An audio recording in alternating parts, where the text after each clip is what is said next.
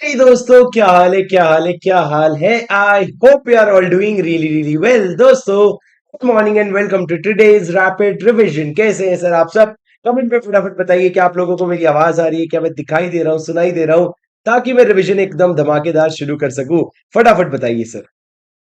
Very quickly let me know in the chat, am I audible? और फटाफट chat में good morning भी बोलिए, जल्दी जल्दी चलिए।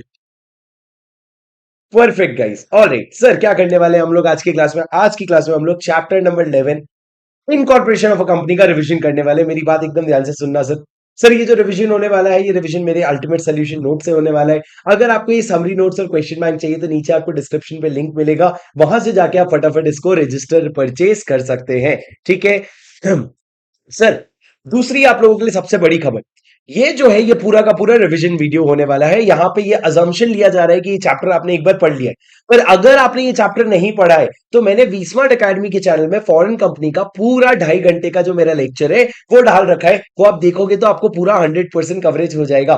पर आप जो है, अगर चैप्टर नहीं पढ़े हो तो मेरे साथ सुन लेना, शायद आपको बहुत आसानी से समझ में आ जाएगा। तीसरा, सर, क्या जो ट्रांजिशन चैप्टर हुए, जो आपका फॉरेन कंपनी हो गया, फेमा हो गया, एलएलपी हो गया, क्या आप इसका नोट्स हमको दे सकते हो? मैं ऐसे ही थोड़ी अपने आप को योर सीए बड़ी बोलता हूँ यार। If you want it I will give it to you. तो सर, आपको टेलीग्राम पे जाना है। नीचे डिस्क्रिप्शन में आपको एक टेलीग्राम का लिंक मिलेगा, वहां मैंने नोट्स अभी तक डाला नहीं है पर मैं डाल दूंगा। वो टेलीग्राम में जा करके आप लोग ये नोट्स ले सकते हो, जहां पे सिर्फ 3 नोट्स का पीडीएफ दिया हुआ है ट्रांजिशन नोट्स के नाम से। वो प्रिंट करवा लोगे तो आपको तीनों चैप्टर हो जाएंगे। सर, इस बात पे लाइक तो बनता है। इस बात पे लाइक तो बनता है। हाँ सर। अब मेरी बात ध्यान से सुनना सर, आप लोग एक बार वो पूरा लेक्चर देखने के पहले मेरा ये लेक्चर देख के कोशिश करना, पर याद रखना ये रिवीजन से ज्यादा कुछ भी नहीं है। सर, मेरे को ये बताओ, what is a company incorporated outside India? Sir, कितना बड़ा चैप्टर है, बहुत छोटा सा चैप्टर है, पर एग्जाम में इसका वेटेज बहुत ज्यादा है। मैं आपको पूरा का पूरा रिवीजन करवाऊंगा, मेरी बात एकदम ध्यान से सुनना। Sir, foreign company incorporated outside India क्या है sir? Sir, company incorporated outside India पढ़ने के लिए आपको सबसे पहले 2x42 पढ़ना पड़ेगा, जिसमें से देखो ना कितने क्वेश्चंस आते हैं जो सिर्फ और सिर्फ फॉरेन कंपनी के डेफिनेशन के बारे में बात करता है। सर, क्या आप मेरे को बता सकते हो फॉरेन कंपनी का क्या डेफिनेशन है? What is a foreign company? Can you tell me what is a foreign company? Sir, foreign company means a company. I will tell you, foreign company means a company which is incorporated outside India. Foreign company means a company which is incorporated outside India, which has a place of business in India. आपका India में place of business है, either by itself or through its agent, either by itself or through its agent, whether physically or through electronic mode, and conducts any business activity in India in any manner. आप किसी भी तरीके से India में business activity करते हो तो उसको हम क्या कहेंगे? फॉरेन कंपनी कहेंगे। मतलब फॉरेन कंपनी के लिए दो लेग्स है सर। पहला पहला लेग ये है कि भैया you should be a company incorporated outside India. किधर? इंडिया के बाहर। किधर? इंडिया के बाहर। तो वो तो बॉडी कॉर्पोरेट हो गया ना। हाँ, उन्हीं में से। And which has a place of business in India. Place of business कैसे हो सकता है सर? या तो खुद उसका कोई ब्रांच है, या फिर उसका कोई एजेंट है जो इंडिया में उसके बिहाफ में सेल करता है, क्या फिजिकल मोड से है। फिजिकली मतलब क्या? एक प्रॉपर ऑफिस है। और वर्चुअल ई मोड मतलब क्या? ऑफिस नहीं है सर, इलेक्ट्रॉनिकली उसका प्रेजेंस है। सर, इलेक्ट्रॉनिकली प्रेजेंस है, जैसे कि नेटफ्लिक्स। आज नेटफ्लिक्स के बारे में मेरे को बताओ, नेटफ्लिक्स का प्रेजेंस जो है उसका कोई ऑफिस दिखता है आपको कि ये रहा नेटफ्लिक्स का ऑफिस? नहीं सर, वो क्या है? इलेक्ट्रॉनिक प्रेजेंस है। तो सर, फॉरेन कंपनी कैसे भी हो सकते हो आप, फिजिकल प्रेजेंस, इलेक्ट्रॉनिक प्रेजेंस, ई मोड, इटसेल्फ या एजेंट, किसी भी तरीके से हो सकते हो। सर, एजेंट के थ्रू कैसे? मान लो हार्ली डेविडसन है। हार्ली डेविडसन क्या करता है? अपना यहाँ पे एक बंदा बैठा रखा है और उसका बंदा घर घर जाके हार्ली डेविडसन की बाइक्स बेचता है। बाइक जो बेचता है हार्ली डेविडसन का प्रॉपर कोई प्लेस ऑफ बिजनेस नहीं है, और यहाँ पे बिजनेस तो कर रहा है ना, तो सर वो भी क्या बन जाएगी? फॉरेन कंपनी बन जाएगी। So has a place of business whether by itself और थ्रू इट्स एजेंट, फिजिकली और through electronic mode, and carries on business activity through in any manner. किसी भी तरीके से बिजनेस एक्टिविटी करोगे तो क्या माना जाएगा? प्लेस, उसको फॉरेन कंपनी माना जाएगा। अब दोस्तों, मेरे को एक बात बताओ सर, फॉरेन कंपनी का डेफिनेशन तो समझ गए, पर ये बताओ यहाँ पे जो एंड वर्ड है, सुनने में आया था इस पे कुछ गेम होता है। हाँ सर, यहाँ पे जो वर्ड एंड लिखा हुआ है, दिस इज इट लिखा एंड है, पर इसको पढ़ा जाएगा और complying the doctrine of exceptional construction. Sir, exceptional construction को पढ़ते हुए इस एंड को और पढ़ेंगे, क्यों? समझना सर, पहले एंड पढ़ के समझते हैं क्या होता रिविजन में। चलो समझते हैं क्या होता अगर एंड लिखा होता तो क्या होता। सर, आप कह रहे हो एक कंपनी जो इंडिया के बाहर है, उसका इंडिया में प्लेस ऑफ बिजनेस होना चाहिए, और उसका साथ साथ में क्या होना चाहिए? बिजनेस एक्टिविटी होना चाहिए। और मान लो सर किसी का प्लेस ऑफ बिजनेस है नहीं, पर फिर भी क्या कर रहे हैं, बिजनेस एक्टिविटी कर रहे हैं। जैसे कि आपका अलीबाबा है। अलीबाबा क्या करता है, इंडिया के बाहर ही माल बेचता है, पर अगर इंडिया से ऑर्डर करो ना तो अलीबाबा इंडिया माल भेज देता है। तो उसका प्लेस ऑफ बिजनेस इंडिया के बाहर है, पर फिर भी बिजनेस एक्टिविटी इंडिया में तो हो रहा है। तो ये हमारे लिए फॉरेन कंपनी हो गया ना, ये हमारे लिए फॉरेन कंपनी हो गया। पर अगर आप इसको एंड पढ़ते तो लॉ क्या बोलता है, प्लेस ऑफ बिजनेस हो है और उसमें बिजनेस एक्टिविटी कर रहे हैं, पर इसमें तो प्लेस ऑफ बिजनेस नहीं है ना। तो इसीलिए हमने बोला भैया ये जो एंड है ना, इससे हमारे लॉ का पर्पस डिफीट हो रहा है। तो ये लिखा एंड है, पर इसको हम और पढ़ेंगे। सर एक्सेप्शनल कंस्ट्रक्शन, आपके पहले पॉइंट में मैंने आपको क्लैरिफाई करके लिखा है कि एक्सेप्शनल कंस्ट्रक्शन है अगर आपका इंडिया में प्लेस ऑफ बिजनेस नहीं भी होगा और आप फिर भी अगर किसी भी तरीके से बिजनेस कंडक्ट कर रहे हो ना, तो उसको फॉरेन कंपनी मान लिया जाएगा, कोई लोड ही नहीं है, लोड स्पेस ही नहीं है। अरे समझे क्या तुम मेरी बात? हाँ जी सर। उसके बाद मेरे को ये बताओ सर, क्या हर कंपनी 2 क्लॉज 11 वाली जो 2 क्लॉज 20 वाली जो कंपनी होती है, क्या वो 2 क्लॉज 42 वाली फॉरेन कंपनी बनती है? नहीं सर, 2 क्लॉज 20 वाली जो कंपनी है, it is a company incorporated in India under this act. और 2 क्लॉज 42 वाली जो कंपनी है, it is a foreign company which is incorporated outside India.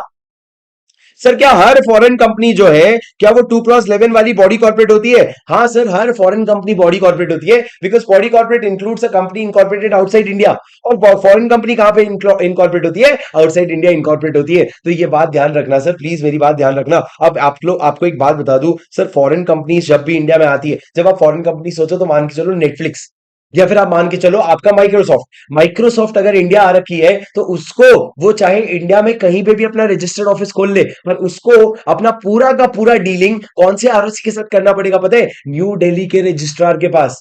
New Delhi के रजिस्ट्रार के पास। सर क्या आप मेरे को बता सकते हो, अगर माइक्रोसॉफ्ट आया और माइक्रोसॉफ्ट ने अपना रजिस्टर्ड ऑफिस, पहला और इकलौता ऑफिस किधर डाला? वेस्ट बंगाल में।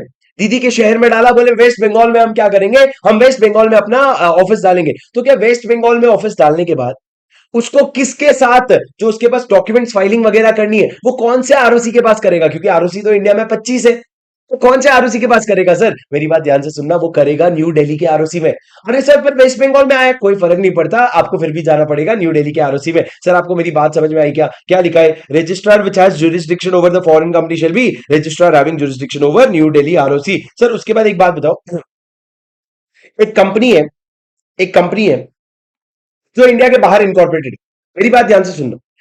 कंपनी है जो इंडिया के बाहर इनकॉर्पोरेटेड है, उसके सारे के सारे कोर्ट के डिसीजंस, सारे के सारे इंपॉर्टेंट डिसीजंस जो है वो कहां पे होते हैं? वो इंडिया में होते हैं। एक कंपनी है जो इंडिया के बाहर इनकॉर्पोरेटेड है, जैसे कि टेस्ला। तो टेस्ला का जो इलॉन मस्क है, वो पूरी मीटिंग आके इंडिया में करता है, वो कहीं और नहीं करता है, इंडिया में आके मीटिंग करता है। और सर उसका प्लेस ऑफ बिजनेस नहीं है इंडिया में, पर पूरा बिजनेस डिसीजन इंडिया से होता है। क्या वो हमारे लिए फॉरेन कंपनी बन जाएगी? सर फॉरेन कंपनी नहीं बनेगी, मेरी बात सुनो।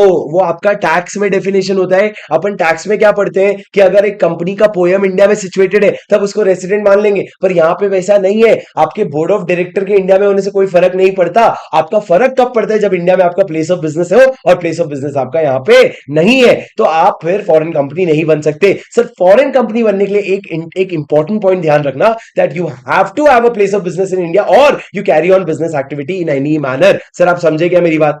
Do you understand?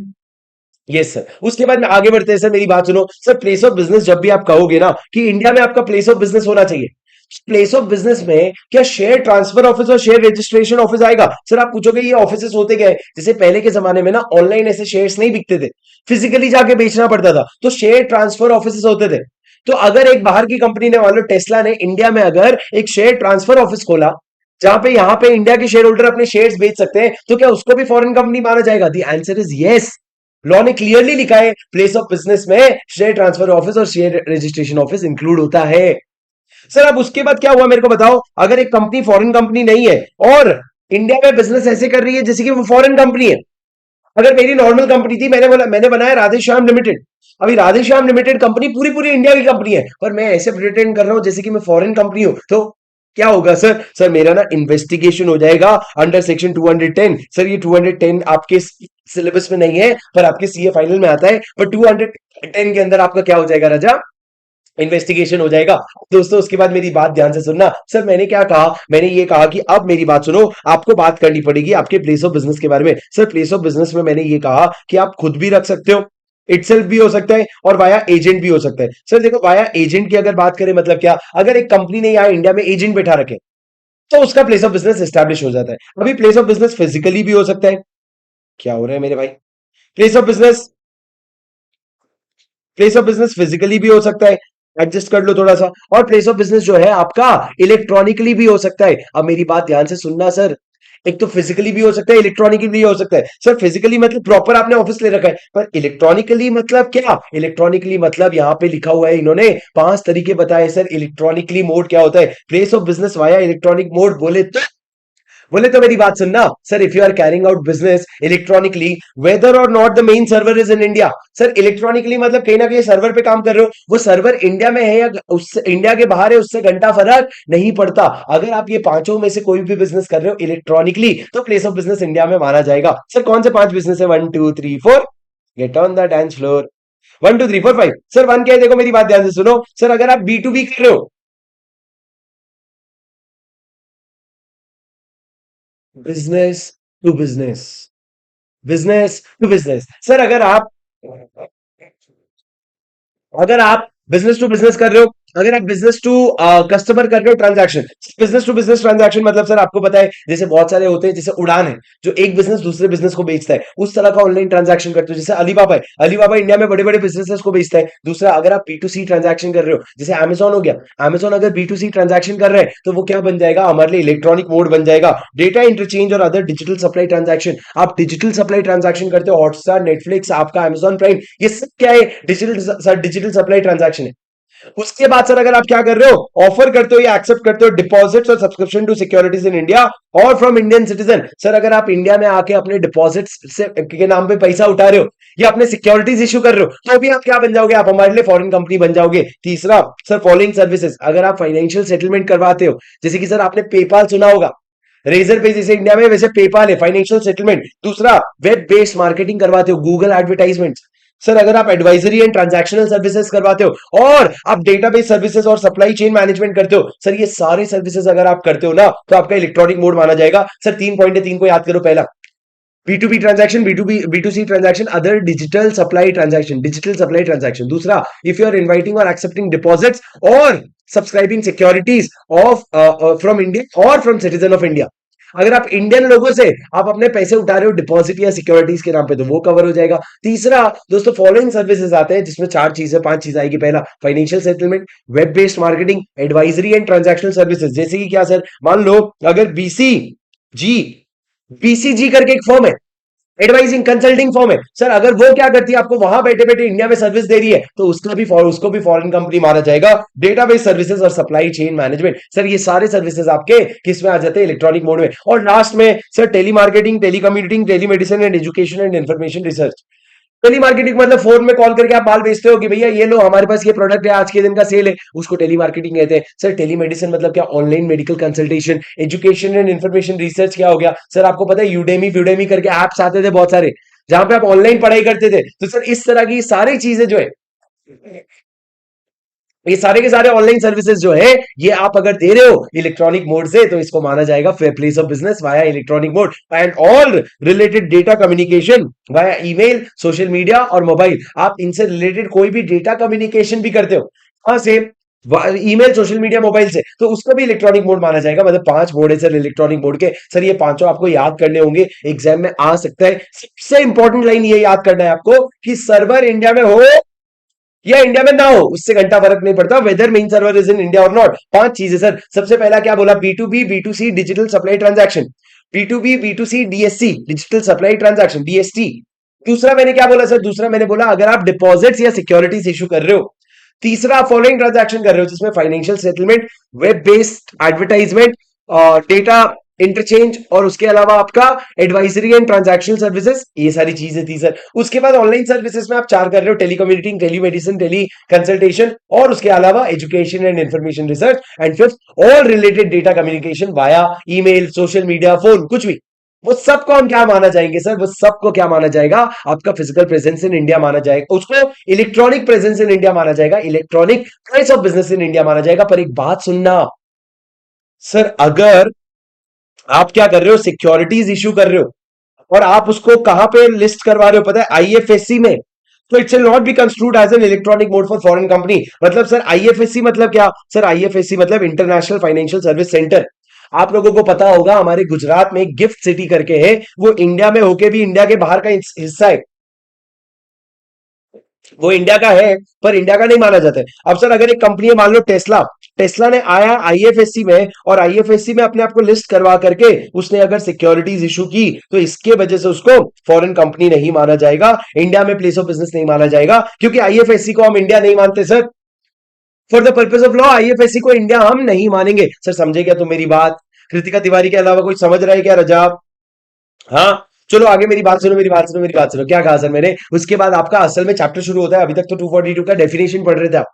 असल में चैप्टर क्या कहता है सर? चैप्टर कहता है 379 से 393 तक जाता है। बहुत डिफिकल्ट नहीं है, शुरू के 3 सेक्शन बस संभाल लो, संभल जाएगा सर। 379 सबसे ज्यादा इंपॉर्टेंट है और बार बार इस पे क्वेश्चन आ रहा है। ये कहता है फॉरेन कंपनी हो तो इस एक्ट में क्या होगा सर? 379 कहते हैं फॉरेन कंपनी हो तो 380 से 386 और 392 393 एप्लीकेबल हो जाएगा सर। मतलब यहां पे एक तरीके से 387 से 391 नॉट एप्लीकेबल है, पर ये सच नहीं है।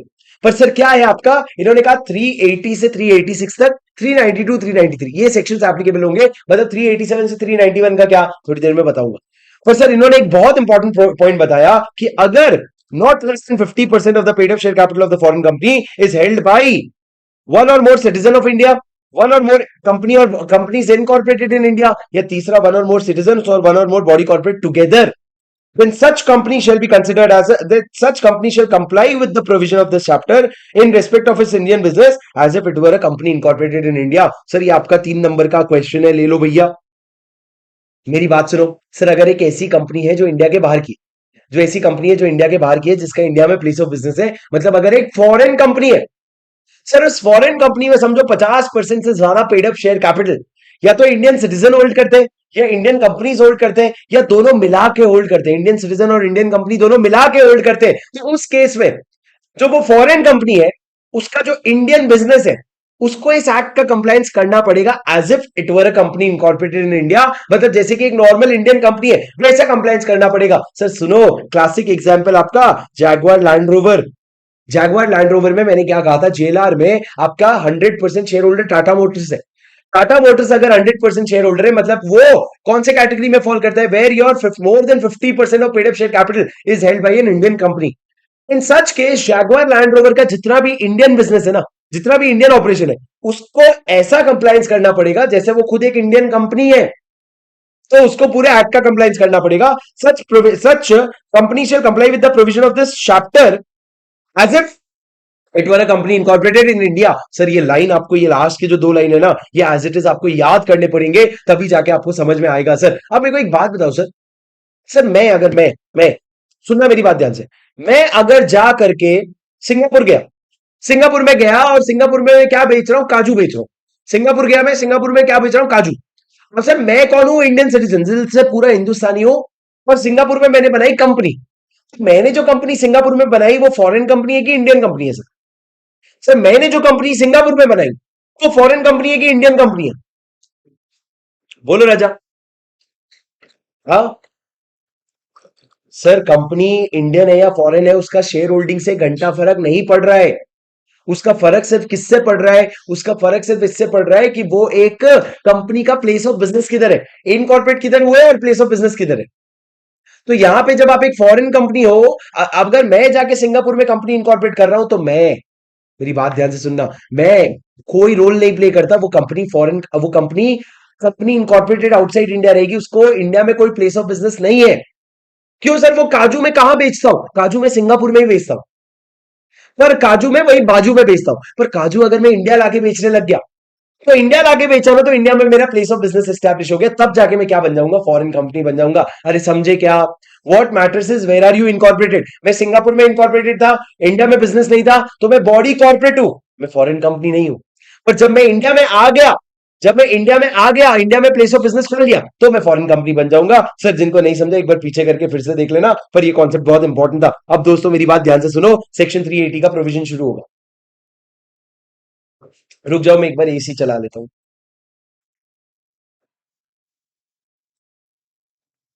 सुनो सर, क्या कहा? मेरी बात सुनो ध्यान से प्लीज।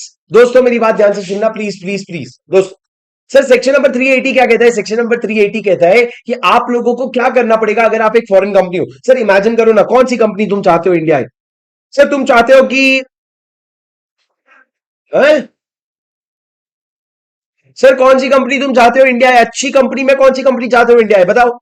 सर अगर आप अच्छी कंपनी में मान लो चाहते हो कि टेस्ला इंडिया आए, टेस्ला अभी तक इंडिया नहीं आया है, मान लो तुम चाहते हो टेस्ला इंडिया आए, तो मेरी बात ध्यान से सुनना सर। अगर आप चाहते हो टेस्ला इंडिया आए, तो पहली बार जब टेस्ला आके इंडिया में प्लेस ऑफ बिजनेस खोलेगा, कहां खोलेगा सर? मान लो वो महाराष्ट्र में कहां जाएगा? अपने Mumbai the finance finance capital of India में जाएगा। वो मुंबई में जाके जब अपना पहला प्लेस ऑफ बिजनेस खोलेगा, तो उसको क्या कंप्लायंसेस करने पड़ेंगे सर? उसको दौड़ दौड़ के जाना पड़ेगा आरओसी के पास कुछ डॉक्यूमेंट्स लेके। सर आप आरओसी के पास कौन से डॉक्यूमेंट्स लेके जाओगे? ध्यान से सुनना राजा। आप आरओसी सबसे पहले कौन से आरओसी के पास जाओगे? याद रखना, आप न्यू दिल्ली वाले आरओसी के पास जाओगे। भले आप मुंबई में ऑफिस खोल रहे हो, फिर भी आपको जाना दिल्ली पड़ेगा। और दिल्ली में जाकर के आप क्या करोगे सर? आप वहां के आरओसी के पास जाओगे और आरओसी को डॉक्यूमेंट्स दोगे। Within 30 days of establishment of place of business in India, you will have to give the following documents to the ROC. Sir देखो, 7 डॉक्यूमेंट आपको याद करने, मेरे साथ साथ पूरा पूरा याद करना है। सर पहला डॉक्यूमेंट आपका सर्टिफाइड चार्टर। सर हम मोए को, सॉरी, एमओए एओए को, हम एमओए एओए को क्या बोलते हैं? हम अपने कॉन्स्टिट्यूशनल डॉक्यूमेंट्स बोलते हैं, चार्टर डॉक्यूमेंट्स बोलते हैं। तो वैसे ही आपका भी कोई चार्टर डॉक्यूमेंट होगा ना, वो चार्टर डॉक्यूमेंट जहां पे आप इनकॉर्पोरेट हुए थे, वहां का डॉक्यूमेंट होगा। वो डॉक्यूमेंट ले जाकर के किसको दे देना? वो डॉक्यूमेंट ले जाके आरओसी को दे देना। पर सर अगर वो इंग्लिश में नहीं है, वो मेरा कंपनी का इंग्लिश में नहीं है, उधर का रशियन लैंग्वेज में, तो भैया अगर रशियन है ना, तो तू उसको कन्वर्ट करवा इंग्लिश में, और इंग्लिश में कन्वर्ट करवाने के बाद एक सर्टिफाइड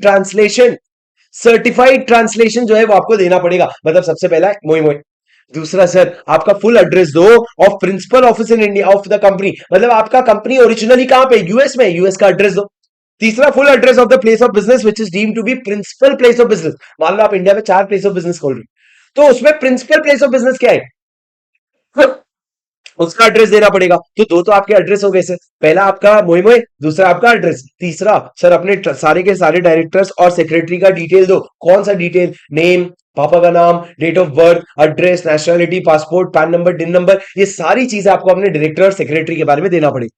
फिर उसके बाद सबसे इंपॉर्टेंट क्लॉज ये है सर, आपको इंडिया में ना, इंडिया में आपको अपना एक रिप्रेजेंटेटिव लाना पड़ेगा, जिसको क्या होगा? पर्सन रेसिडेंट इन इंडिया होगा। तो name and address of the person resident in India authorize to accept notices and other document served on the company.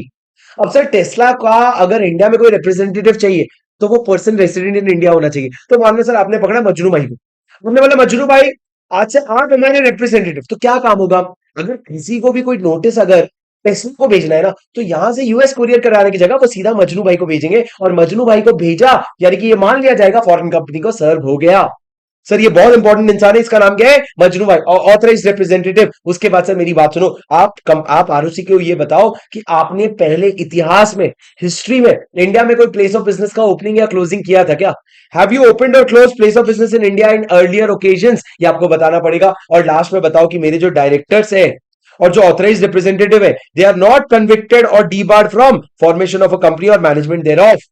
मतलब हमारे डायरेक्टर्स और हमारे जो लोग हैं, उनको कंपनी के प्रमोशन से, फॉर्मेशन से, मैनेजमेंट से टी पार नहीं किया है, कन्विक्ट नहीं किया है, मतलब वो कंपनी चला सकते हैं।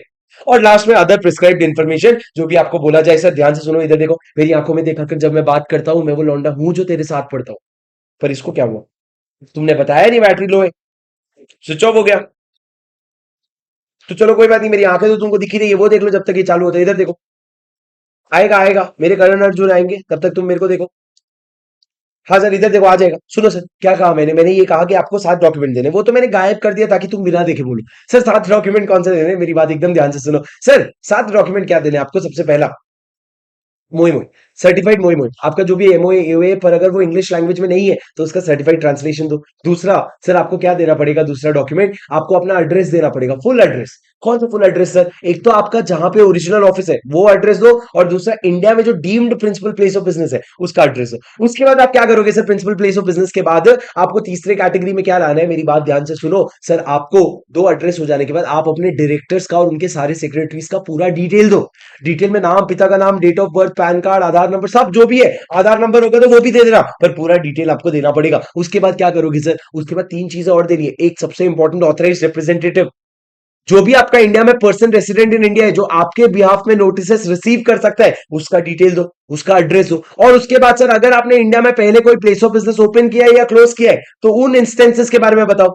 क्या आपके डायरेक्टर जो है, क्या वो कन्विक्टेड है फ्रॉम प्रमोशन और formation management of a company, उसके बारे में बताओ। And sir other prescribed information as may be prescribed, ये सारी चीजें आपको क्या करनी पड़ेगी सर, बतानी पड़ेगी। सर क्या आप मेरे को बता सकते हो कितने दिन के अंदर बताओगे? Within how many days will you have to share these information? Sir ये इन्फॉर्मेशन जो है आप शेयर करोगे कितने दिन के अंदर? 30 days of in of the first place of business. जैसे ही आपने इंडिया बिजनेस बना लिया, उसके 30 days के अंदर शेयर करोगे। कौन से वाले आरओसी के साथ? बोलो राजा, कौन से वाले आरओसी के साथ आप शेयर करोगे इसको? न्यू दिल्ली वाले आरओसी के साथ। ये मैंने छुपा दिया था, अब ये लो। ठीक है, अब मेरी बात सुनो सर। सर क्या कहा इसके बाद? मैंने ये कहा कि ये सारे पॉइंट्स तो हो गए, ये सारे पॉइंट्स हो गए। अब सर ये सब डॉक्यूमेंट जो मैं सबमिट करूंगा, ये सबमिट कौन से फॉर्म में करूंगा? सर आपको लेके जाना पड़ेगा एक फॉर्म FC1। क्या फॉर्म लेके जाओगे आप? Form FC1। दिख रहा है ना आपको? अच्छा मैंने ऑफ कर रखा है, रुक जाओ। हाँ, आगे आगे। सर आप कौन सा फॉर्म लेके जाओगे? आप लेके जाओगे फॉर्म FC1। सर आप FC1 फॉर्म लेके जाओगे और FC1 में आप क्या करोगे? सबमिट कर दोगे। अब दोस्तों मेरी बात ध्यान से सुनना सर। FC1 फॉर्म में आप सारा का सारा डॉक्यूमेंट आरओसी को सबमिट कर दोगे। बस सर कल को अगर कोई डिटेल चेंज हो गया, क्या डिटेल चेंज हो गया सर? मान लो कि ये डायरेक्टर्स का लिस्ट था, डायरेक्टर्स ने अपना अपना जेंडर भी लिखा था, किसी का जेंडर चेंज हो गया, मान लो चेंज हो गया सर। तो चेंज हो गया तो आरओसी को तो बताना पड़ेगा सर। आरओसी तो अपनी पड़ोस वाली आंटी है, उनको करना है चुगली, तो आरओसी को बताना पड़ेगा। तो उसके लिए हमने बनाया फॉर्म FC2, जिसमें आप कोई भी ऑल्ट्रेशन अगर होगा तो आप उसको इन्फॉर्म करोगे आरओसी को। ऑल्ट्रेशन इन्फॉर्म होंगे FC2 में। FC1 में आपका ओरिजिनल इन्फॉर्मेशन जाएगा, FC2 में ऑल्ट्रेशन इन्फॉर्म होंगे। तीसरा सर मेरी बात ध्यान से सुनना, जब भी आप FC1 में ये सारी चीजें भेज रहे हो, जब भी आप इतनी सारी चीजें FC1 में भेज रहे हो, तो उसके ऊपर एक और चीज आपको अटैच करनी पड़ेगी। Application to be supported with an attested copy of approval of RBI under FEMA and approval of other regulators if required. और दूसरा, declaration from AR that no such approval is required. Sir दो चीजें आपको देनी पड़ सकती है। आपको या तो क्या देना पड़ेगा? सर आप इंडिया में आके कंपनी इनकॉर्पोरेट कर रहे हो, इंडिया के उनसे नहीं पूछोगे, फाइनेंशियल पप्पा से। कौन? आरबीआई। सर आरबीआई से पूछना पड़ेगा। तो आपने अगर आरबीआई का अप्रूवल ले लिया है या किसी और रेगुलेटर का अप्रूवल लेना था, वो अप्रूवल ले लिया है, तो वो अप्रूवल डाल देना उसके ऊपर। पर अगर अप्रूवल नहीं दिया है, नहीं लिया है, तो हमको ना ऑथराइज रिप्रेजेंटेटिव से एक चीज लिखवा के दो। इंडिया में जो मजनू भाई बैठे हैं वो लिख के देगा कि हमारी कंपनी को कोई भी आरबीआई या सेबी का अप्रूवल की जरूरत नहीं है, ये दोनों में से कुछ भी होगा, और आप इसको अपने FC1 के साथ रखोगे। सर फर्ज करो ये मेरा FC1 है, फर्ज करो ये FC1 है, मैं जो देने जा रहा हूं सर, जब मैं FC1 देने जाऊंगा ना, तो इसके ऊपर ये अटेस्टेशन में ये दोनों चीजें आएगी। सर उसके बाद मेरी बात ध्यान से सुनना, अगर कोई भी फॉरेन कंपनी है, उसका इंडिया में प्लेस ऑफ बिजनेस अगर बंद हो जाते हैं, इंडिया में प्लेस ऑफ बिजनेस बंद हो जाते हैं, तो सर प्लेस ऑफ बिजनेस बंद हो जाते हैं ना, सबसे पहले आरओसी को बताना तुरंत कि मेरा इंडिया में बिजनेस बंद हो गया है। पर दोस्तों अगर मान लो आपके इंडिया में सारे प्लेस ऑफ बिजनेस बंद हो गए, जैसे कि हार्ली डेविडसन है, हार्ली डेविडसन ने अपने सारे आउटलेट्स बंद करके चला गया, अगर तो अगर सारे डिविजन्स बंद हो जाते हैं, तो उसके बाद आपको कंप्लाइंसेस भी नहीं करने पड़ेंगे, आपको कोई और कंप्लाइंसेस नहीं करने पड़ेंगे। शर्त ये है कि आपका कोई भी और प्लेस ऑफ बिजनेस नहीं बचा है। सर ये क्या हो गया? ये आपके एडिशनल पॉइंट्स हो गए और आपका सेक्शन 380 हो गया। सर मैं अपने नॉर्मल स्पीड से रिलेटिवली थोड़ा स्लो चल रहा हूं, क्योंकि ये रिवीजन है, पर ये नया चैप्टर का रिवीजन है जो आप जीवन में पहली बार पढ़ रहे हो। पर मैं आपको प्रॉमिस करता हूं, एक बार सीधे होकर के बैठो, फुल अटेंशन के साथ पढ़ो, सारी चीजें दिमाग में जाएगी, एक भी पॉइंट नहीं छोड़ रहा हूं। ऐसा हो सकता है बोल दो कि ये पढ़ लो, पर मैं ये भी समझा रहा हूं, तो प्लीज राजा पढ़ लो, कसम से बहुत फायदा हो जाएगा। मेरे को सर एक बार लाइव चैट पे बताओ फटाफट, सबके सब बोलेंगे सर, 100% लोग बोलेंगे समझ आ रहा है क्या?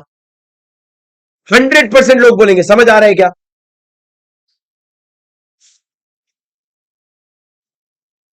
जल्दी सर। हाँ जी।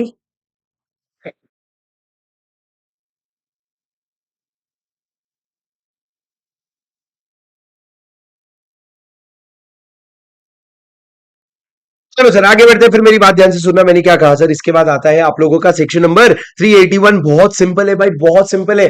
क्या कहता है ये 381? सर ये 381 क्या कहता है? मेरी बात एकदम ध्यान से सुनना, बहुत सिंपल है। कहता है बुक्स ऑफ अकाउंट्स बनाओ, कहता है बुक्स ऑफ अकाउंट्स बनाओ। सर बुक्स ऑफ अकाउंट्स कैसे बनोगे? मेरी बात सुनो।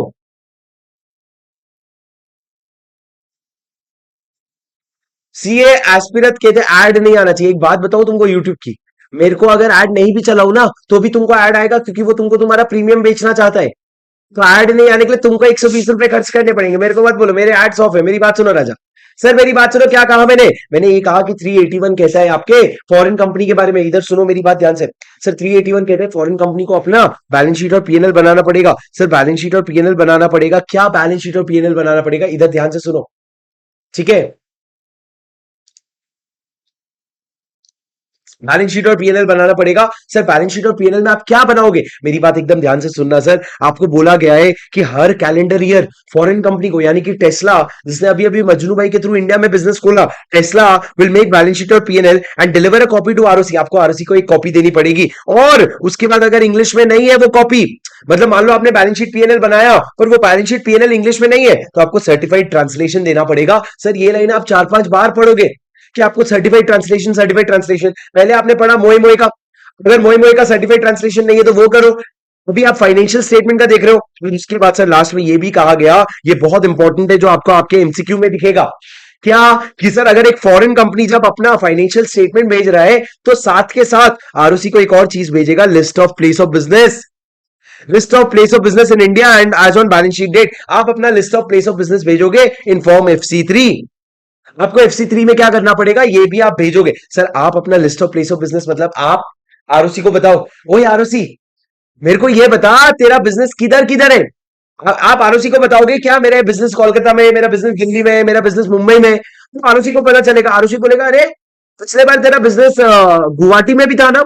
आप बोलोगे नहीं सर इस बार हमने बंद कर दिया। तो आपको एक updated list of place of business देना पड़ेगा जब आप क्या कर रहे हो, जब आप आरओसी के पास जा रहे हो। ये FC3 हो गया। सर FC1 क्या था, FC1 में आप बहुत सारे डॉक्यूमेंट्स देते थे, FC2 में ऑल्ट्रेशन, FC3 में आप क्या दे रहे हो, प्लेस ऑफ बिजनेस का लिस्ट दे रहे हो बैलेंस शीट और पीएनएल के साथ। और बैलेंस शीट और पीएनएल किसको दोगे, न्यू दिल्ली के आरओसी को दोगे। अब दोस्तों कुछ एक्स्ट्रा पॉइंट्स है, मेरी बात ध्यान से सुनना। सर जब आप ये दोगे ना तो आप अपना बुक्स कैसे बनाओगे, आप बनाओगे शेड्यूल 3 के हिसाब से। You will make your financial statement as per schedule 3। और उसके बाद सर कौन कौन से डॉक्यूमेंट्स अटैच करोगे, सर आपके चैप्टर 9 अकाउंट्स ऑफ कंपनीज में जितने भी डॉक्यूमेंट्स दिए ना वो सारे अटैच करने। मतलब मोए मोए भाई इन्होंने बोला पहले कि तू फॉरेन कंट्री है, हाँ तू चिंता मत कर, 380 381 382 करके ऐसे तेरे को 8-10 सेक्शन लगाएंगे। तो इधर इन्होंने क्या बोल दिया, चैप्टर 9 तेरे को पूरा एप्लीकेबल है। तो तेरे को डॉक्यूमेंट्स जो भी चैप्टर 9 में जितने भी डॉक्यूमेंट्स है ना वो सारे अटैच करने पड़ेंगे। उसके बाद सर आपको सब CFS भी बनाना पड़ सकता है, और CFS भी सबमिट करो। अगर इंग्लिश में नहीं है तो वापस ट्रांसलेट करो, पर कंसोलिडेटेड फाइनेंशियल स्टेटमेंट भी जमा करना पड़ेगा। और उसके बाद ये सबसे इंपॉर्टेंट पॉइंट है सर ये वाला, आपको अपने फाइनेंशियल स्टेटमेंट के साथ 3 और चीजें देनी पड़ेगी। पहला statement of related party transaction, तो अपने रिलेटेड पार्टी ट्रांजैक्शन का स्टेटमेंट दे रहे हो। दूसरा statement of repatriation of profit, and तीसरा statement of transfer of funds including dividend. Sir statement of repatriation of profit and statement of transfer of fund including dividend. Sir 3 चीजें। पहला आपने क्या दिया, आरपीटी, मतलब आपका रिलेटेड पार्टी ट्रांजैक्शन, आरपीटी यानी related party transaction. दूसरा मेरी बात ध्यान से सुनना, सर आपने दिया statement of repatriation. Sir repatriation of profit मतलब क्या, इंडिया में मैं कमाया, इंडिया में आके मैं कमाया और मैं कमा के उसको ऐसा पकड़ के मैं इंडिया के बाहर ले जा रहा हूं, तो मैं अपना ही पैसा इंडिया के बाहर रीपैट्रिएट कर रहा हूं।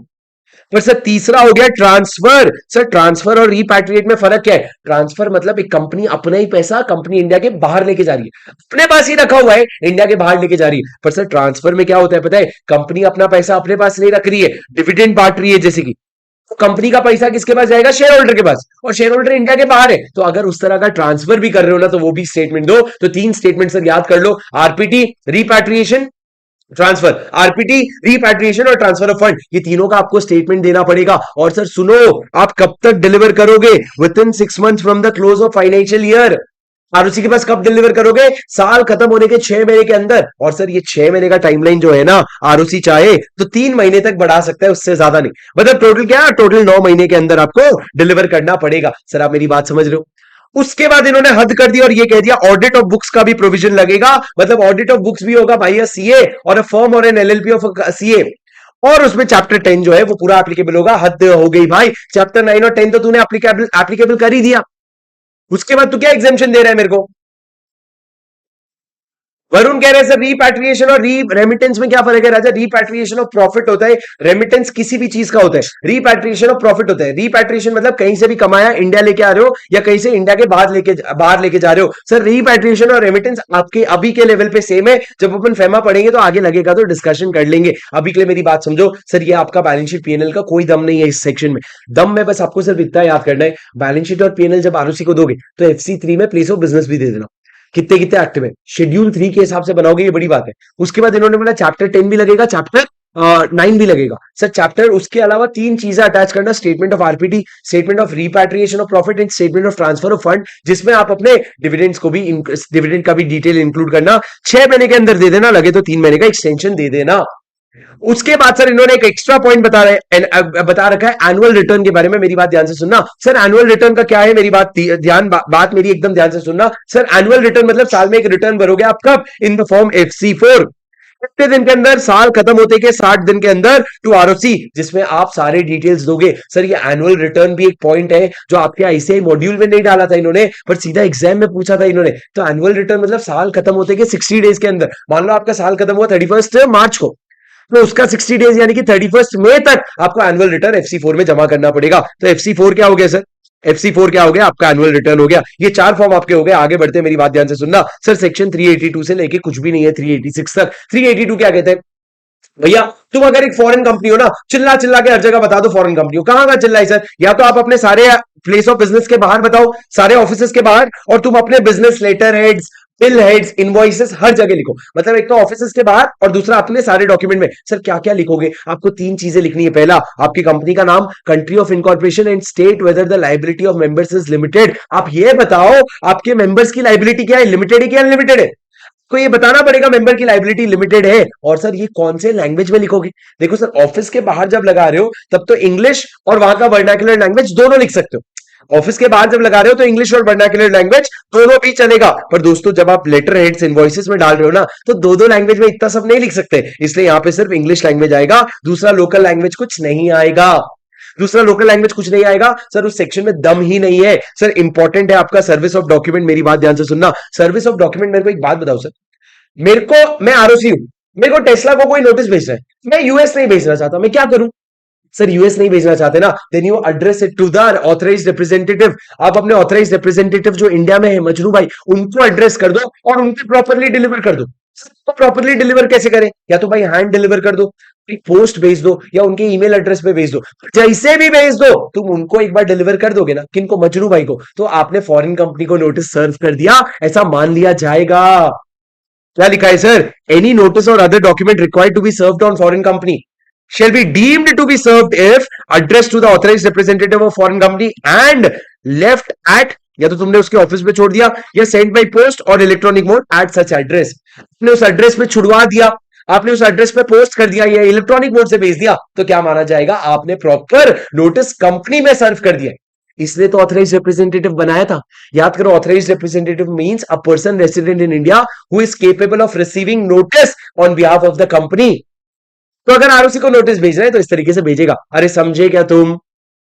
हाँ sir, left eight, send by post, और उसके बाद ई मोड। सर उसके बाद मैंने कहा 384 इनका चूना मार के जाता है। सर ये चूना लगा गया, क्या बोलते हैं? 384 कहते हैं अरे सुन तो, एक ही सेक्शन तेरे को अप्लाई होगा, पर यहां हमने लिखा और क्या क्या अप्लाई होगा। सर सेक्शन 71 वाला डिबेंचर का प्रोविजन अप्लाई होगा, 92 का एनुअल रिटर्न, और 135 का सीएसआर भी तो अप्लाई होगा तेरे को। इंडिया से कमा रहा है, खर्च करना पड़ेगा सीएसआर का। 128 अप्लाई होगा तेरे को, 128 बुक्स ऑफ अकाउंट्स अप्लाई होगा। चैप्टर 6 अप्लाई हो जाएगा, रजिस्ट्रेशन ऑफ चार्जेस, और चैप्टर 14 अप्लाई हो जाएगा, इंस्पेक्शन इंक्वायरी इन्वेस्टिगेशन। हमारे सिलेबस का नहीं है, पर चैप्टर 14 भी अप्लाई हो जाएगा। सब तो एप्लीकेबल कर दिया यार। उसके आगे सर बात करते हैं इंटरप्रिटेशन की। मेरी बात सुनो ध्यान से सर, आपके पास अगर एडिशन 3 है तो ये थोड़ा सा आपके नोट्स में आपको मॉडिफाइड मिलेगा, ये कॉन्सेप्ट जो है आपको कहीं और मिलेगा, पर फिर भी मेरी बात ध्यान से सुनना। आप लोग एक बार रोक करके इसको अपने नोट्स में स्ट्रीमलाइन कर सकते हो। मैंने कुछ नहीं किया, मैंने बस रीशफल किया कि क्वेश्चन बैंक में क्वेश्चन था, उसकी वजह से मैंने रीशफल किया। मेरी बात ध्यान से सुनना। 386 क्या कहता है सर? 386 सबसे पहले तो ये कहता है प्लेस ऑफ बिजनेस में शेयर ट्रांसफर ऑफिस और शेयर रजिस्ट्रेशन ऑफिस आते हैं। सर डेजा चोर है, कहीं तो हमने पढ़ा था, अबे ये एक चैप्टर में पढ़ा था, कितना फीफो हो रहा है? लोगों का फीफो होता है फर्स्ट इन फर्स्ट आउट, हमारा फीफो होता है फर्स्ट इन फास्टेस्ट आउट। जितनी जल्दी घुसता है उतनी जल्दी निकल जाता है भाई। सर प्लेस ऑफ बिजनेस मतलब शेयर ट्रांसफर ऑफिस और शेयर रजिस्ट्रेशन ऑफिस दोनों आता है। अब सर मेरी बात ध्यान से सुनना, सर्टिफाइड ट्रांसलेशन मतलब क्या? आपने इतनी जगह पढ़ा कि सर्टिफाइड ट्रांसलेशन। सर सर्टिफाइड मतलब क्या? सर्टिफाइड मतलब true and correct copy. Sir जैसे कि मान लो मैंने आधार कार्ड लिया, ओरिजिनल आधार कार्ड, और उसका फोटो कॉपी मारा, उस फोटोकॉपी को सर्टिफाई करेगा कोई, इसका क्या मतलब है कि वो लिखेगा कि हाँ भाई ये आधार कार्ड का ट्रू कॉपी है और ये करेक्ट कॉपी है, तो जिंदा कॉपी वेरीफाइड है, मतलब ये कॉपी है पर ये ओरिजिनल का काम करेगा अगर ये सर्टिफाइड हो तो। पर सर मेरे को बताओ सर्टिफाई आप किस चीज को करते हो? ट्रांसलेशन को। मान लो लिखा था रशियन में, आपने कन्वर्ट कर दिया इंग्लिश में, अब आप उसको सर्टिफाई कर रहे हो। पर सवाल ये होता है सर्टिफिकेशन करेगा कौन? कौन है जो साइन करेगा? सर देखो ट्रांसलेशन जो आप कर रहे हो ना, पहले तो समझो ट्रांसलेशन इंडिया में भी हो सकता है, इंडिया के बाहर भी हो सकता है।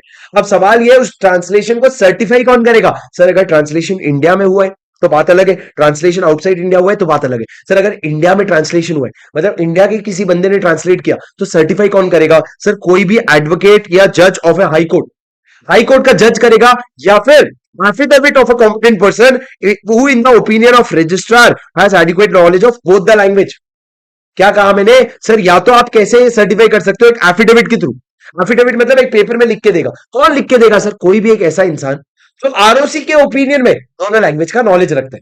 जैसे कि अगर मान लो कौन है, जैसे कि मान लो अगर राजेश है, राजेश अगर क्या है, मेरी बात ध्यान से सुनना, राजेश अगर क्या करता है रजिस्ट्रार के ओपिनियन में, राजेश को इंग्लिश भी आती है और एक बार वो रशिया गया था तो रशियन भी आती है, तो उस केस में रजिस्ट्रार आपको अलाउ कर देगा और आप उसको सर्टिफाई कर सकते हो। मतलब दो लोग सर, हाई कोर्ट का कोई भी एडवोकेट अटर्नी जज है, या जज नहीं सॉरी, हाई कोर्ट का कोई भी एडवोकेट अटर्नी है, और दूसरा या तो रजिस्ट्रार के ओपिनियन में कोई भी बंदा है जिसको दोनों लैंग्वेज आता है, वो दोनों भी क्या कर सकते हैं? ट्रांसलेशन को सर्टिफाई कर सकते हैं। अरे इमेजिन करो, आरओसी बैठ के थोड़ी चेक करेगा कि तूने ट्रांसलेशन सही किया है क्या, तूने ट्रांसलेशन सही किया है क्या, किसी और को चेक करना पड़ेगा ना। तो भैया उस केस में जो भी चेक करेगा वो कौन कौन सर्टिफाई करेगा? या तो हाई कोर्ट का कोई अटर्नी या फिर एडवोकेट, इंसान जो रजिस्ट्रार के ओपिनियन में क्या रखता है, दोनों नॉलेज का एडिक्वेट, दोनों लैंग्वेज का एडिक्वेट नॉलेज रखता है। सर आप मेरी बात समझेगा, ये हो गया तब जब ट्रांसलेशन इंडिया के अंदर हो रहे हैं।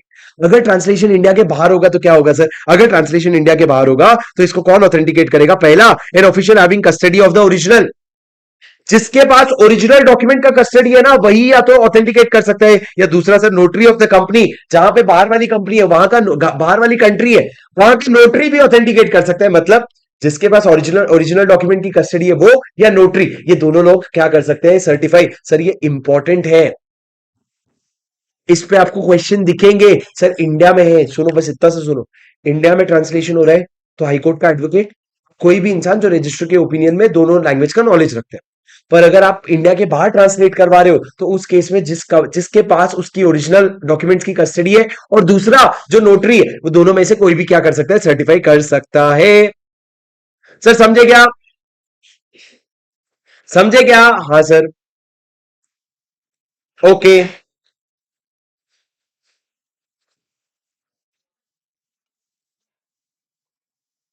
सर अब मेरे को एक बात बताओ, अभी आपको मैंने थोड़ी देर पहले बताया फॉरेन कंपनी को 380 से 386 लगेगा, और उसके बाद 392 लगेगा और 393 लगेगा। पर सर 387 से 391 का क्या? सर वहां पे ना ये नहीं लगा है कि फॉरेन कंपनी को लगेगा, ये 387 से 391 लिखा है बॉडी कॉर्पोरेट को लगेगा। सारे बॉडी कॉर्पोरेट को, चाहे इंडिया में उनका, अगर देखो भैया अगर इंडिया में बिजनेस होता है तो आप फॉरेन कंपनी बन जाते हो, अगर इंडिया में बिजनेस नहीं है तो आप बॉडी कॉर्पोरेट बन जाते हो। मेरे को बताओ, एक सिंपल से सवाल का जवाब दो, अगर ये प्रोविजन बॉडी कॉर्पोरेट को अप्लाई होता है तो क्या ये प्रोविजन इनडायरेक्टली फॉरेन कंपनी को भी अप्लाई हो जाता है? Of course sir. Sir please remember, all foreign companies are body corporate, but all body corporate are not foreign company. अगर कोई चीज बॉडी कॉर्पोरेट को अप्लाई होती है तो वो फॉरेन कंपनी को भी अप्लाई होगी, पर कोई चीज अगर फॉरेन कंपनी को अप्लाई होती है तो जरूरी नहीं है सारे बॉडी कॉर्पोरेट को अप्लाई हो। जैसे कि समझो सर, आपका टेस्ला हो गया और माइक्रोसॉफ्ट हो गया, सर ये दोनों क्या है? ये दोनों भी क्या है? दोनों बॉडी कॉर्पोरेट है, पर माइक्रोसॉफ्ट का place of business in India है, तो उस वजह से ये फॉरेन कंपनी भी बन जाती है। अगर आप कोई प्रोविजन सिर्फ फॉरेन कंपनी को लगाओगे तो वो इन दोनों का, ये वो सिर्फ माइक्रोसॉफ्ट को अप्लाई होगा, क्योंकि Tesla is not a foreign company, because Tesla का इंडिया में प्लेस ऑफ बिजनेस नहीं है। पर सर अगर आप कोई प्रोविजन बॉडी कॉर्पोरेट्स को लगाओगे तो प्लेस ऑफ बिजनेस हो या ना हो वो सारे लोगों को अप्लाई कर जाएगा। अरे आप मेरी बात समझे क्या? Did you understand my point? Yes sir. ये क्या हो गया? ये हो गया आप लोगों का प्रोविजन। आपको समझना पड़ेगा कि अब 387 से जो 391 है ना वो इनडायरेक्टली आपके बॉडी कॉर्पोरेट को भी अप्लाई करता है। 387 से 391 कहता है ये बॉडी कॉर्पोरेट को अप्लाई करता है, यानी कि फॉरेन कंपनी को भी अप्लाई करेगा। अब लॉजिकली सोचो सर, कुछ भी नहीं है ये 387 से 391 समझने के लिए ना आपको बस चैप्टर 3 याद होना चाहिए। प्रोस्पेक्टस, प्रोस्पेक्टस चैप्टर का पूरा रिपीटिशन है। हम अभी क्या बात करेंगे पता है? अगर इंडिया के बाहर की कोई कंपनी आके इंडिया से पैसे उठाना चाहे, इंडिया की बाहर की कोई कंपनी आके इंडिया से पैसा उठाना चाहे तो वो क्या लेगा सर? क्या देगा? प्रोस्पेक्टस। अब सर मान लो अगर बाहर की कोई कंपनी प्रोस्पेक्टस देने आई है तो क्या होगा? आप प्रोस्पेक्टस नहीं दे सकते unless such prospectus is dated और साइंड। जब तक उसमें क्या नहीं आ जाता? डेट और साइन नहीं आ जाता। There should be a date, there should be a sign. Prospectus should be dated और साइन। अरे हमको सेक्शन 26 पता है भाई, prospectus should be dated and signed। दूसरा sir, such prospectus shall contain particulars with respect to following matters। उसमें 5 चीजें डालोगे आप। सबसे पहला, instrument defining constitution of the company, मोए मोए आप अपने चार्टर डॉक्यूमेंट्स दो। दूसरा sir, enactment under which company is incorporated. जैसे सर इंडिया में तो आप कंपनीज एक्ट में बनते हो, इनैक्टमेंट क्या है? Companies act. वैसे आप यूएस में कौन से एक्ट के अंदर बनते हो? वो इनैक्टमेंट दो हमको, मतलब उसकी कॉपी दो हमको। तीसरा, हमको एड्रेस बताओ जहां ये दोनों चीजें हम क्या कर सकते हैं, हम इंस्पेक्ट कर सकते हैं इनकी इंग्लिश ट्रांसलेशन, जहां पे हम क्या कर सकते हैं, इन दोनों का ट्रांसलेशन इंस्पेक्ट कर सकते हैं। चौथा बताओ, date and country of incorporation, किधर हुए थे, कहां हुए थे, कब हुए थे। और उसके बाद लास्ट में अगर आपका प्लेस ऑफ बिजनेस इंडिया में है तो उसका प्रिंसिपल प्लेस ऑफ बिजनेस का एड्रेस दे दो। सर लास्ट लाइन क्या कहता है कि अगर इंडिया में प्लेस ऑफ बिजनेस है तो प्रिंसिपल प्लेस ऑफ बिजनेस दे दो। मतलब आपका प्लेस ऑफ बिजनेस नहीं भी होगा तो भी ये प्रोविजन लगेगा। क्यों? क्योंकि तू इंडिया से आके पैसा ले रहा है भाई, तो प्रोस्पेक्टस इशू कर रहा है ना, तो मैं बताऊंगा प्रोस्पेक्टस में क्या कंप्लाइंस करना पड़ेगा। सबसे पहला, it should be dated in sign. दूसरा, उसमें 5 डॉक्यूमेंट अटैच करोगे। पहला सर आपका कॉन्स्टिट्यूशनल डॉक्यूमेंट, दूसरा an enactment under which you are incorporated, तीसरा एड्रेस जहां ये ऊपर दोनों की चीजें इंस्पेक्ट हो सकती है, चौथा date and country of incorporation, किधर का इनकॉर्पोरेट हुआ, पांचवा प्रिंसिपल प्लेस ऑफ बिजनेस का एड्रेस। सर ये पांचों चीजें दोगे, पर मेरी बात ध्यान से सुनना। उसके बाद लिखा है मैटर्स टू बी स्टेटेड, जो सेक्शन 26 में matters to be stated in prospectus है, वो सारी चीजें आपको बतानी पड़ेगी। मतलब जो सेबी बोलता है आपको बताने के लिए, वो सारी चीजें भी आपको क्या करनी पड़ेगी, बतानी पड़ेगी। मतलब तुम इंडिया आओगे ना तो हमारे तरीके से काम करना पड़ेगा। पर सर एक छोटा सा एक्सेप्शन दिया इन्होंने कि ये जो 3 पॉइंट है ना राजा, ये जो पहले के 3 पॉइंट है, पहले के 3 पॉइंट यानी कि कौन सा तुम्हारा एमओए एओए क्या है, तुम्हारा इनैक्टमेंट क्या है, कौन सा एड्रेस में इंस्पेक्शन हो सकता है, ये सब की जरूरत नहीं पड़ेगी अगर आपकी कंपनी को इनकॉर्पोरेट हुए 2 साल से ज्यादा हो गया है। अगर नए नए ताजा ताजा कंपनी इंडिया के बाहर से इंडिया आके पैसा ले रहे हो तो हमको ये तीनों प्रोविजन, ये तीनों डॉक्यूमेंट लगेंगे। पर अगर तुमको इनकॉर्पोरेशन हुए 2 साल से ज्यादा हो चुका है तो आपको अपना इतना अस्तित्व प्रूव करना नहीं पड़ेगा, अपना एग्जिस्टेंस इतना प्रूव करना नहीं पड़ेगा। सर आप समझे मेरी बात? ये तीनों चीजें अप्लाई नहीं होगी, फर्स्ट सेकंड थर्ड, अगर आपको 2 साल से ज्यादा हो गया है इनको बिजनेस शुरू किए। सर मेरी बात समझ गए? ये हो गया सर आपका पॉइंट नंबर 1। ये सारे डॉक्यूमेंट्स हो गए। 3 ही पॉइंट लिखा था सर। पहला तो डेटेड एंड साइन होना चाहिए, दूसरे में लिखा था 5, दूसरे में लिखा था 5 अलग अलग क्या है, 5 अलग अलग डॉक्यूमेंट्स अटैच करने पड़ेंगे, और तीसरे में लिखा था सेक्शन 26 का कंप्लायंस करो। जो 5 डॉक्यूमेंट थे वो क्या था? पहला कॉन्स्टिट्यूशनल डॉक्यूमेंट, एक्ट जिसके अंदर इनैक्ट हुए हो, तीसरा सर एड्रेस जहां पे ये दोनों चीजें इंस्पेक्ट हो सकती है, चौथा date and name of country where you are incorporated, and पांचवा सर अगर आपका इंडिया में प्लेस ऑफ बिजनेस है तो प्रिंसिपल प्लेस ऑफ बिजनेस बताओ। हर किसी के लिए ना शॉर्टकट मत बनाने लगना, एग्जाम में इतने शॉर्टकट्स याद नहीं आएंगे राजा। राजा एग्जाम में इतने शॉर्टकट्स याद नहीं आएंगे, तो हर किसी के लिए इतने शॉर्टकट्स मत बनाना। आगे सुनो सर मेरी बात। Compliance with conditions cannot be waived off on any ground। मतलब जो इतने सारे कंडीशंस आपको बोले वो किसी भी हालत में हम वेवर नहीं दे सकते, आपको किसी भी चीज से माफी नहीं दे सकते। तीसरा सर, आपको पता है प्रोस्पेक्टस चैप्टर से कि जब भी प्रोस्पेक्टस इशू होता है उसके साथ एक एप्लीकेशन फॉर्म इशू होता है। मैंने क्लास में आपको समझाया था सर, याद करो पीपी वाटरबॉल्स का आईपीओ। तो पीपी वाटरबॉल्स के आईपीओ में मैंने आपको समझाया था कि भैया हर प्रोस्पेक्टस के साथ एक एप्लीकेशन फॉर्म आता है जिसमें आप अप्लाई करोगे। अब सर जो एप्लीकेशन फॉर्म आता है ना उसमें वो इशू तभी करोगे जब subject to the following 2 condition, पहला such application is issued with the prospectus जो इस चैप्टर के कंप्लायंस में है, और दूसरा such issue does not contravene provision of 388। Sir 388 आप इसके बाद पढ़ोगे, पर आपके इशू में 388 का कॉन्ट्रावेंशन नहीं होना चाहिए। सर कुछ भी नहीं है 388, एक्सपर्ट ओपिनियन की बात करता है जो तुम प्रोस्पेक्टस में ऑलरेडी पढ़ चुके हो।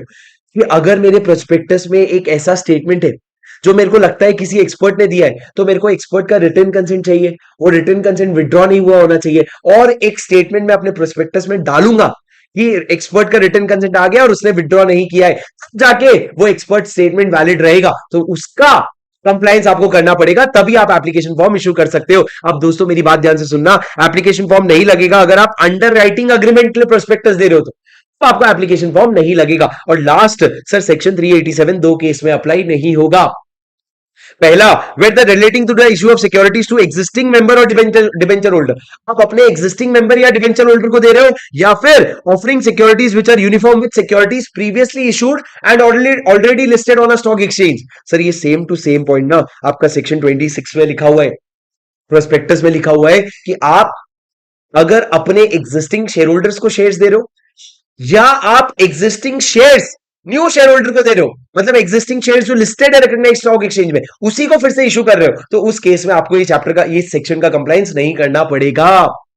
तो हमने बोला प्रोस्पेक्टस देना पड़ेगा, फिर हमने बोला फॉर्म, एप्लीकेशन फॉर्म कब दोगे, प्रोस्पेक्टस के साथ दे देना, और 388 का ध्यान रख लेना। फिर हमने बोला अंडरराइटिंग अग्रीमेंट के केस में एप्लीकेशन फॉर्म नहीं लगेगा। फिर हमने बोला दो केसेस में आपको ये सेक्शन ही नहीं लगेगा। उसके बाद 388 क्या कहते हैं सर, 388 एक्सपर्ट ओपिनियन के बारे में बात करते हैं, जो आपको पता है, जो मैंने अभी अभी बताया कि अगर प्रोस्पेक्टस में एक ऐसा स्टेटमेंट है जो लग रहा है कि एक्सपर्ट का स्टेटमेंट है, देन सच वो तभी ऐड होगा, प्रोस्पेक्टस तभी सर्कुलेट होगा अगर उसने अपना रिटर्न कंसेंट दिया है, रिटर्न कंसेंट विड्रॉ नहीं किया है, और रिटर्न कंसेंट दिया है और विड्रॉ नहीं किया है, ऐसा एक स्टेटमेंट आपने अपने प्रोस्पेक्टस में डाल रखा है। सर सेक्शन 20 आपको, you can not be negligent of chapter number 3। आप ये नहीं बोल सकते मेरे को चैप्टर नंबर 3 नहीं आता, तो कैसे ये सब वापस थोड़ी समझेंगे सर। पर उसके बाद क्या लिखा है, statement shall be deemed to be included in the prospectus. आप प्रोस्पेक्टस में किसी चीज को इंक्लूड कब करते हो, जब आप उसको, if it appears on the face thereof, मतलब कहीं पे भी प्रोस्पेक्टस में ऊपर ऊपर अगर दिख जाता है ना, तो माना जाता है इट इज इंक्लूडेड। मतलब भाई ये मेरा प्रोस्पेक्टस है, इस प्रोस्पेक्टस में अगर लास्ट पेज में एकदम ना के बराबर अक्षर में मैंने कुछ लिख दिया, तो उसको इंक्लूडेड थोड़ी मानेंगे, नहीं सर। पर प्रोस्पेक्टस में on the face of it या कहीं पे भी ऊपर ऊपर में आपको दिख रहा है ना, तो माना जाएगा इंक्लूडेड है। मेरे प्रोस्पेक्टस में मान लो एक एक्सपर्ट का स्टेटमेंट इंक्लूड किया, ये एक्सपर्ट का स्टेटमेंट इंक्लूड करने के लिए मेरे को उसका रिटर्न कंसेंट लगेगा, और मेरे को ये इंश्योर होना करना पड़ेगा कि उसने विड्रॉ नहीं किया है। फिर मैं यहाँ पे लिखूंगा कि सर एक्सपर्ट ने अपना कंसेंट दिया और एक्सपर्ट ने अपना कंसेंट विड्रॉ नहीं किया, तब जाके वैलिड माना जाएगा। अरे समझ लगा है तुम क्या मैं क्या बोल रहा है। हाँ सर, अगर आपको ये रिवीजन पसंद आ रहा है तो प्लीज मेरी आपसे रिक्वेस्ट है, I always keep telling you, your appreciation is my motivation and I need that motivation right now. आप जितने भी लोग ये वीडियो देख रहे हैं, अगर आपको ये वीडियो हेल्पफुल है, नहीं कि पसंद आ रहे नहीं, अगर हेल्पफुल है और यही मोटिवेशन के साथ आप चाहते हो मैं और भी वीडियोस लाता रहूं, तो वीडियो को लाइक जरूर कर देना प्लीज। और हे भगवान, मेरी आपसे दुआ है, जो भी बच्चा ये वीडियो देख रहा है और जो भी इस वीडियो को लाइक करेगा, भगवान प्लीज उसको लॉ में प्लीज प्लीज प्लीज एग्जेम्पशन दिलवा देना, प्लीज प्लीज प्लीज। सर दुआ लगती है देखो, ठीक है। सुनो मेरी बात एकदम ध्यान से सर, वैसे ही तुम लोग आगे ऑलरेडी इतने सारे लाइक्स कर चुके हैं सर, एक इस वीडियो का ना आतंकी टारगेट रखते हैं, देखते तुम लोग कर पाओगे क्या। इस वीडियो का आतंकी टारगेट रखते हैं 1000 लाइक्स का, क्या बोलते हो जाएगा? देखते हैं तुम ही लोग, तुम्हारे हवाले ये यूट्यूब साथियों, सुनो मेरी बात। सर क्या कहा मैंने, सर मेरी बात एकदम ध्यान से सुनना। सर ये 389 क्या कहता है, सर हम लोग बस क्लोज आ गए खत्म होने के। 389 कहता है, राजा मेरी बात ध्यान से सुनना, कि आप कोई भी प्रोस्पेक्टस अगर इश्यू करना चाहते हो ना, और 4 कंडीशन आपको ध्यान रखने पड़ेंगे। पहला सर, वो copy have to be registered with the ROC. आपको उस प्रोस्पेक्टस का, मान लो ये मेरा प्रोस्पेक्टस है, तो इसकी एक कॉपी पहले मेरे को भोग के नाम का आरओसी को चढ़ाना पड़ेगा।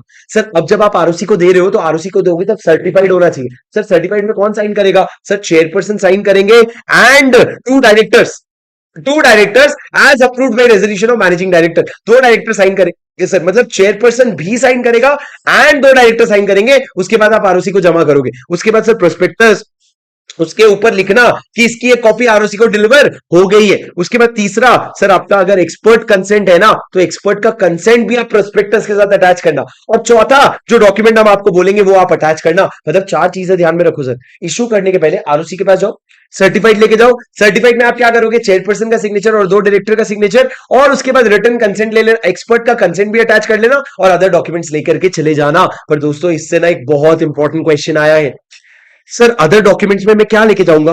अदर डॉक्यूमेंट्स में ये देखो सर, एक तो आपका एक्सपर्ट कंसेंट 388 वाला, ये तो रिपीट हो गया, ये तो ऊपर भी लिखा था एक्सपर्ट कंसेंट लेके जाना। उसके बाद सर कॉपी, यहां से ये इंपॉर्टेंट है, कॉपी ऑफ कॉन्ट्रैक्ट और memorandum for appointment of MD of और मैनेजर। सर आपकी कंपनी में आपने मान लो रिलायंस मुकेश अंबानी को क्या बनाया एमडी, तो उसको अपॉइंट करने के लिए आपने कॉन्ट्रैक्ट किया होगा ना, या अगर कॉन्ट्रैक्ट नहीं किया होगा तो एक छोटा सा मेमोरेंडम बनाया होगा, दोनों में से जो भी है उसकी कॉपी दे कि तूने जब एमडी या मैनेजर को अपॉइंट किया तो तूने क्या कॉन्ट्रैक्ट बनाया। तीसरा sir copy of all the material contracts in the last 2 years not in ordinary course of business. Sir ये तीन बातें कर रहा है, एक तो कह रहा है सिर्फ पिछले 2 साल का चाहिए, दूसरा कह रहा है मटीरियल कॉन्ट्रैक्ट होना चाहिए, तीसरा कह रहा है ऑर्डिनरी कोर्स ऑफ बिजनेस में नहीं होना चाहिए। ये तीनों कंडीशन मीट होंगे ना तभी वो कॉन्ट्रैक्ट यहां पे जाने के लिए एलिजिबल होगा। सर 2 साल से पहले का है छोड़ दे, इमटीरियल है छोड़ दे, sir ordinary course of business में छोड़ दे, कोई फर्क नहीं पड़ता। सर उसके बाद मैंने क्या कहा, आप उसके बाद अंडरराइटिंग अग्रीमेंट लोगे, अंडरराइटिंग अग्रीमेंट भी आपको देना पड़ेगा, और लास्ट में sir copy of power of attorney if prospectus is sign by authorized agent of directors. Sir देखो प्रोस्पेक्टस को साइन कौन करता है, डायरेक्टर, पर डायरेक्टर ने साइन नहीं किया, किसी को अथॉरिटी दे दी कि भैया तू जाके साइन कर दे, तो इस एजेंट पावर ऑफ अटॉर्नी की कॉपी लगेगी हमको, ये सारे डॉक्यूमेंट्स आपको देने पड़ेंगे। सर याद करो मेरे साथ, सबसे पहले तो एक्सपर्ट का कॉन्सेप्ट, दूसरा उसके बाद कॉन्ट्रैक्ट, दो चीजों का, एक तो आपने अपने एमडी मैनेजर को अपॉइंट किया, और दूसरा जो भी आपके मटेरियल कॉन्ट्रैक्ट है पिछले 2 साल के अंदर जो ऑर्डिनरी कोर्स ऑफ बिजनेस में नहीं है वो दोनों। उसके बाद सर मैंने कहा अंडरराइटिंग अग्रीमेंट की कॉपी दे देना, और आपने पावर ऑफ अटॉर्नी जिसको दी है वो दे देना। सर इसको मैंने गंदा सा शॉर्टकट बनाया इक्वा, पर ये इसलिए ताकि ये सीक्वेंस में याद रह जाए आपको, इक्वा, एक्सपर्ट कंसेंट, कॉन्ट्रैक्ट, दो कॉन्ट्रैक्ट, और उसके बाद अंडरराइटिंग अग्रीमेंट और पावर ऑफ अटॉर्नी, ये सारी चीजें आपको देनी पड़ेगी। सर उसके बाद लास्ट में बात करते हैं इंडियन डिपॉजिटरी रिसीट की। सर इसमें ना इन्होंने डालने को डाल तो दिया है, पर इसमें कोई भी कॉन्सेप्ट नहीं है, इन्होंने हर जगह लिखा आईडीआर आईडीआर आईडीआर एज में भी प्रिस्क्राइब। आपको मैं बता दूं आईडीआर, एक ही आईडीआर आज तक इंडिया में आया सर, आपके स्टैंडर्ड चार्टर्ड बैंक ने इंडिया में बहुत साल पहले आके, आज से 12 साल पहले आके आईडीआर इशू किया था, वो भी उसको पैसे नहीं चाहिए थे, उसको चाहिए था मेरा थोड़ा सा बस प्रेजेंस होना चाहिए इंडिया में। पर सर वो एससीबी ने वो आईडीआर भी कुछ साल पहले कैंसिल कर दिया, तो इंडिया में आज के डेट में कोई भी इंडियन डिपॉजिटरी रिसीट एक्टिव नहीं है। तो सर याद करो आपने बात करी थी ग्लोबल डिपॉजिटरी रिसीट के बारे में, क्या होता है अगर जीडीआर इशू करना है, इंफोसिस जाएगा इंडिया के एक कस्टोडियन बैंक के पास, कस्टोडियन बैंक को बोलेगा भाई तू मेरे शेयर्स की कस्टडी रख ले, ये हम लोग डिस्कस करेंगे सर चैप्टर नंबर 3 प्रोस्पेक्टस में हो चुका है। इंडिया इंफोसिस बैंक के पास जाएगा, बोलेगा कस्टडी ले ले, और कस्टडियन बैंक क्या बोलेगा, एक ओवरसीज डिपॉजिटरी बैंक के पास जाएगा, जिसको बोलेगा ओए बैंक सुन मेरे पास शेयर्स गिरवी आ गए, तू एक काम कर वहां पे तू जीडीआर इशू कर दे वहां के लोकल लोगों को। सर दो बैंक को इन्वॉल्व हो रहे, एक तो इंडिया में कस्टोडियन बैंक और एक इंडिया के बाहर डिपॉजिटरी बैंक। सर ये इंडियन है करके इसको कहते हैं डोमेस्टिक कस्टोडियन बैंक, और ये बाहर है करके इसको कहते हैं ओवरसीज डिपॉजिटरी बैंक। पर इस तरीके से आप क्या करते हो, जीडीआर इंडिया के बाहर इशू करते हो। पर सर सिमिलरली आप आईडीआर इंडिया में कैसे इशू करते हो, मान लो टेस्ला को इंडिया में आईडीआर इशू करना है, तो टेस्ला जाएगा उसके डोमेस्टिक, सॉरी टेस्ला जाएगा ओवरसीज कस्टोडियन बैंक के पास। ओवरसीज क्यों, क्योंकि इंडिया के बाहर है, कस्टोडियन क्यों, क्योंकि वो अपने शेयर्स की कस्टडी देगा उस बैंक को।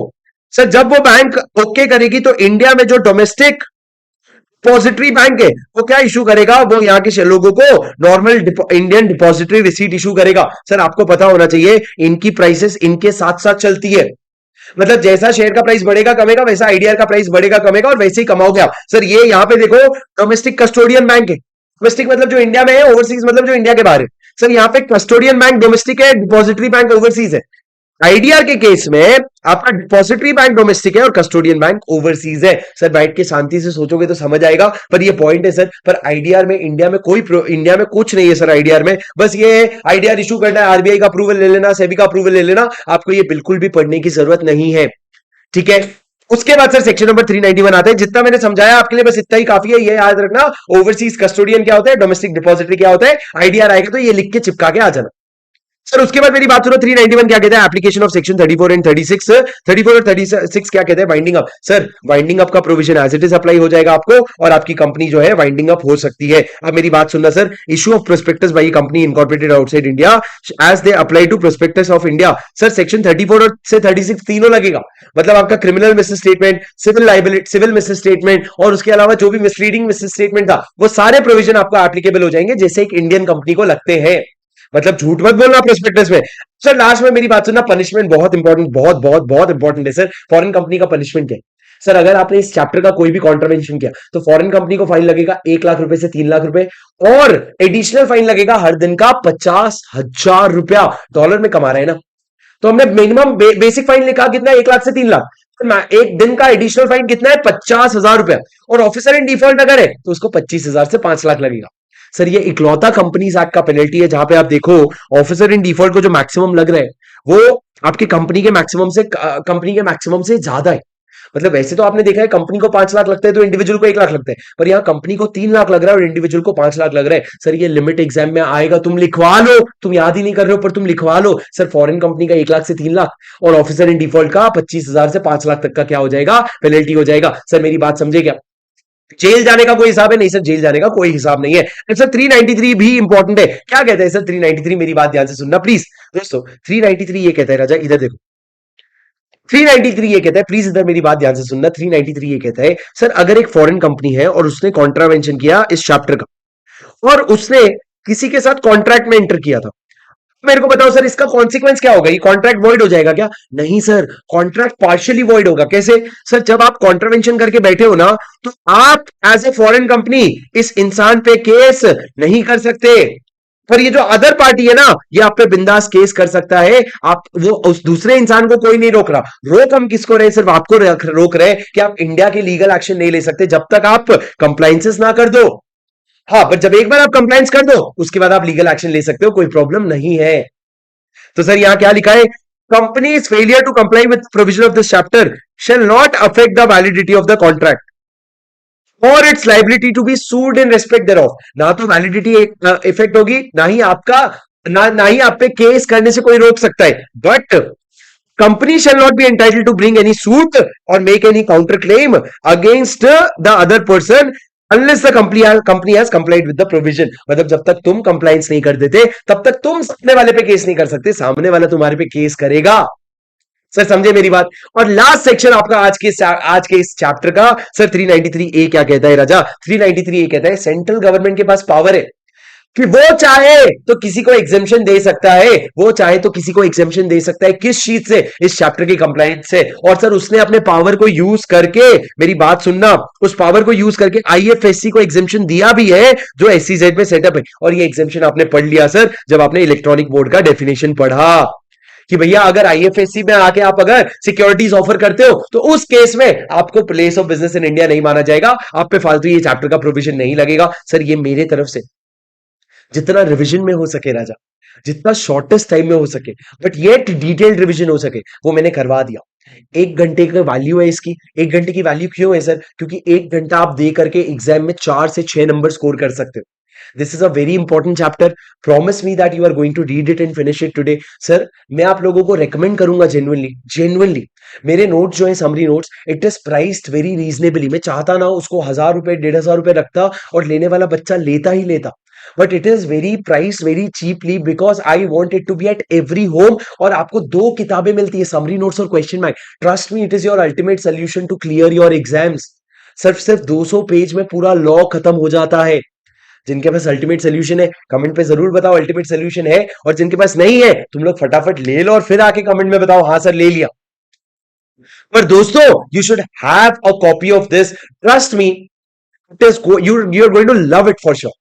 अब दोस्तों जाते जाते एक छोटा सा मैसेज बता देता हूं। कल रात को मेरे को 1:30 बजे, मैं आज सुबह ही देख रहा था टेलीग्राम में, एक बच्चे का मैसेज आया, सर मेरे को ना बहुत डिप्रेशन हो रहा है कि मैं पढ़ाई नहीं कर पा रहा हूं, तो मैं क्या करूं? सर बहुत सारा प्रॉब्लम है जो आपको समझ नहीं आ रहा है, प्लीज मेरी बात ध्यान से सुनना। First of all depression is a very heavy word to use, do not use it very lightly. मेरा मूड खराब है तो उसको हम डिप्रेशन नहीं बोलते। डिप्रेशन क्या होता है? डिप्रेशन आपको अगर मतलब वो अलग ही स्टेज है, वो छोड़ दो, वो मेंटल कंडीशन है सर, अपने को हॉस्पिटल जाना पड़ सकता है। पर अभी मेरी बात सुनो सर, आपको जो हो रहा है वो है एग्जाम का प्रेशर। जो एग्जाम का प्रेशर आपको हो रहा है वो दुनिया में जितने लोग भी सीए बनते हैं ना वो उसी जर्नी से जाते हैं। प्लीज याद रखना सीए बनने के ना 2 तरीके, एक तो मेहनत करके पढ़ाई करो, पर वो सिर्फ 50% है। बाकी 50% क्या है पता है? यहाँ का मेंटल गेम। मेंटल गेम जो आपके दिमाग में जो चीजें चल रही है उसको संभालने को हम मेंटल गेम कहते हैं। बहुत सारे बच्चे सर पढ़ लेते हैं, लिख लेते हैं, फेल हो जाते हैं वो मेंटल गेम में।